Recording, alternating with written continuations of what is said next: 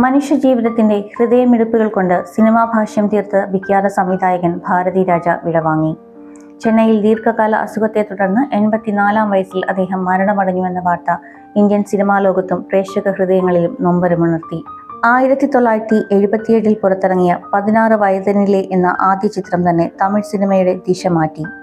Studio ഫ്ലോറുകളിൽ ഒതുങ്ങിയിരുന്ന Tamil സിനിമയെ കൈപിടിച്ച് ഗ്രാമവീഥികളിലേക്കും പാടശേഖരങ്ങളിലേക്കും മനുഷ്യബന്ധങ്ങളുടെ സൂക്ഷ്മഭാവങ്ങളിലേക്കും കൊണ്ടുവന്ന സംവിധായകനാണ് വിടവാങ്ങുന്നത്. കമലഹാസൻ, രജനീകാന്ത്, ശ്രീദേവി എന്നിവരടങ്ങിയ ഒരു പുതുതലമുറയെ പരിചയപ്പെടുത്തിയ 16 വയതനിലെ പിന്നീട് വിഖ്യാതനായ ഒരു സംവിധായകനെ മുന്നിലേക്ക് കൊണ്ടുവരികയായിരുന്നു.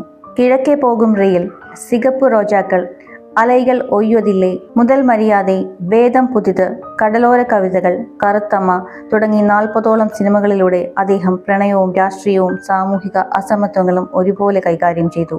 ജാതിലിംഗ അസമത്വം, പാർശ്വവൽക്കരിക്കപ്പെട്ടവരുടെ ജീവിതങ്ങൾ എല്ലാം അദ്ദേഹത്തിന്റെ സിനിമകൾക്ക് പ്രമേയങ്ങളായി. തേനി ജില്ലയിലെ ഒരു സാധാരണ കുടുംബത്തിൽ ചിന്നസ്വാമിയായി ജനിച്ച് സ്വപ്നങ്ങളുമായി ചെന്നൈയിലെത്തി പിന്നീട് തന്റെ ഉദാത്ത സൃഷ്ടികളിലൂടെ പ്രശസ്തനായി ഭാരതിരാജ.